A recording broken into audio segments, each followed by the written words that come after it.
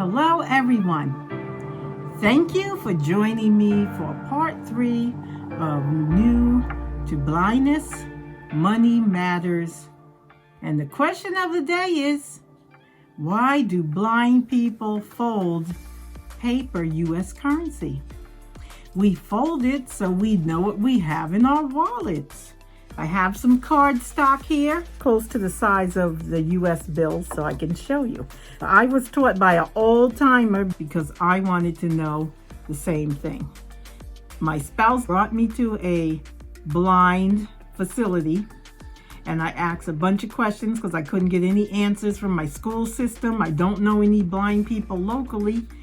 And at the time, I didn't know the organizations like ACB and NFB, etc., etc.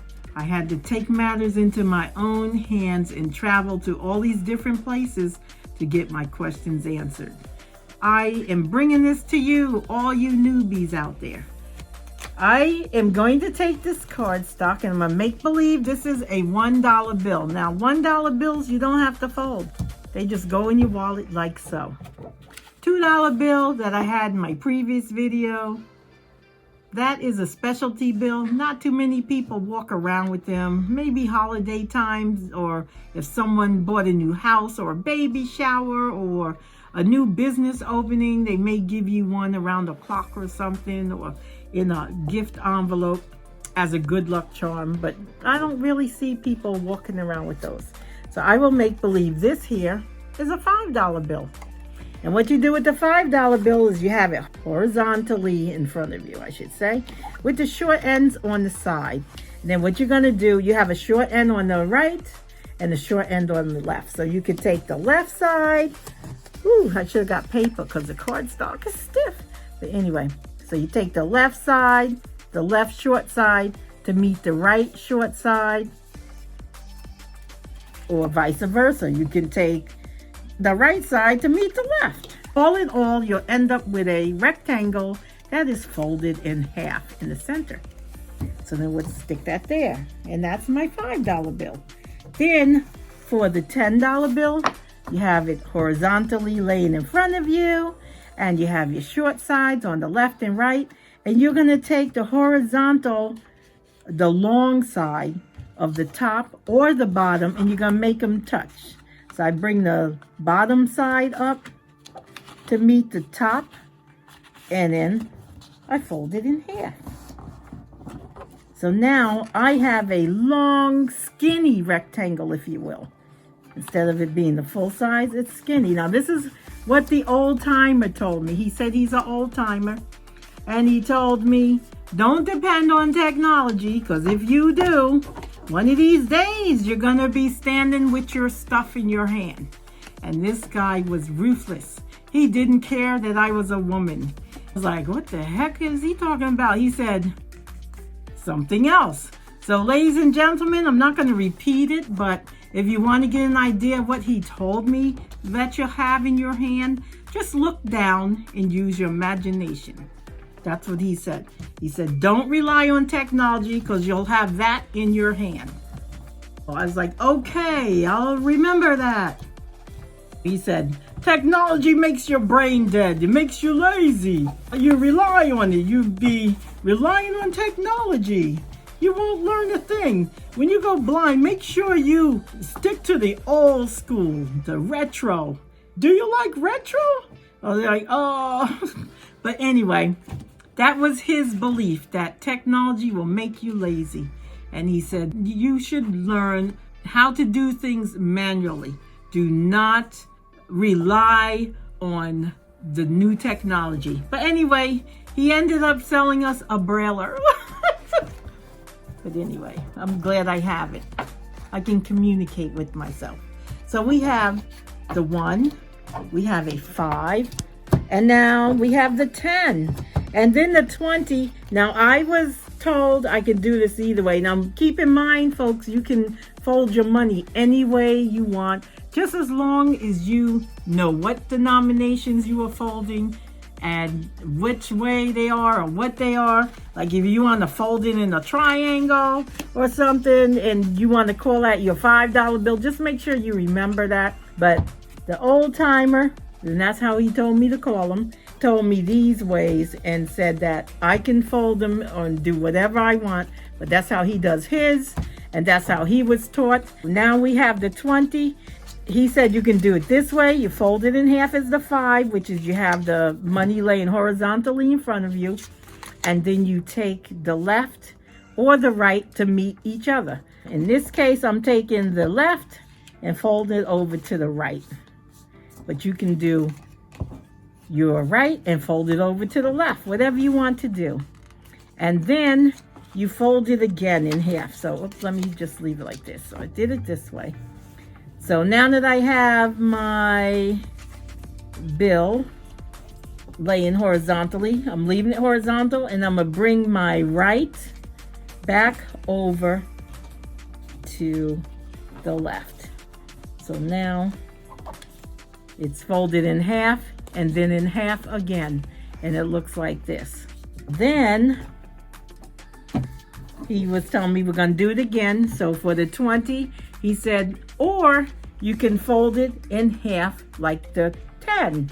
So what he did was he brought the top horizontal, because you have it in front of you horizontally like a bill, and then you would just fold it in half. So make sure it's even. So I fold it in half. So I have the short side on the left and right, and then I took the top of the horizontal to bring it down to the bottom. Or you can do the bottom of the horizontal to bring it up to the top.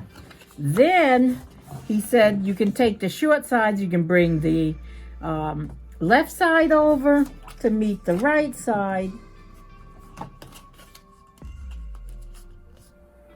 and fold it in half, or you can bring the right side over to meet the left. And that's how he told me that. So you can fold your 20 either way. So it's either going to look like a 5 folded in half, or it's going to look like your 10 folded in half. So I'll put these two together. That's how he did the 20. And I'll stand these up for you. That's how, this is the 1 lays flat. The 5 is folded in half. And that's why I use these cards. The 10 is folded in half this way. Let's do it this way. And then these are 20s, supposed to be. And then he said there really is no rule for the 50 or the 100. But he told me he takes, okay, horizontal, laying in front of me. And you have your short sides on the left and right. And how he does the 50 is he said he takes the left or the right and he puts it on top of the other. So if you're taking it from the left, you're going to put it on the right. And if you're taking it from the right, you're going to fold it in half and put it on the left. And this is going to be the same half like you do your $5 bill. And then he said what he does is he has it in front of him and he takes the right corner to the center. And then he takes the left corner to the center. So the corners, the short corners are meeting in the middle. And that's what he does. He said that's like a book. So it looks like this. And then he says that he takes the 50 and he'll fold it in like this. He'll fold it in like a triangle. So he'll take it, he has the rectangle bill. And he folds it in half, and then he brings the short sides in to meet the middle. Then he turns it on its side. So it's the long side and it's still short like a rectangle, but it has been turned. And then he'll take the top corner of one of the folds, one of the sides. He told me the top. He'll take the top right corner and bring it to the center. So it looks almost like a paper airplane, but he only does one side. And then he says that's how you can tell you're 50, because it looks like almost like an airplane on one side. And then if you're doing the hundreds, he doesn't do anything. He just folds it in half, and he brings the short side to the middle, and then the other short side, the left side to the middle, and the right side to the middle, and just folds it in half and leaves it like that.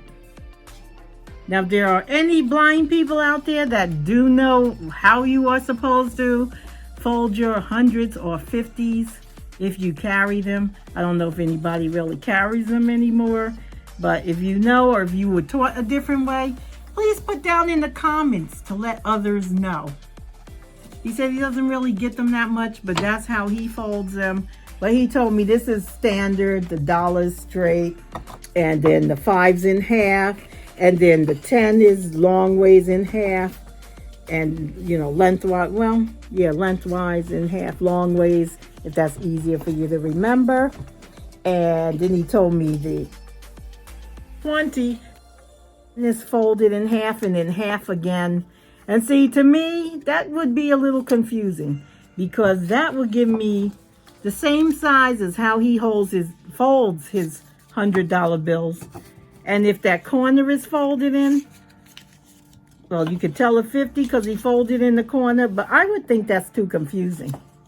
So if anybody has any better tips out there that they were taught, please write them down in the comments and share with us. We'd like to hear them. That's it.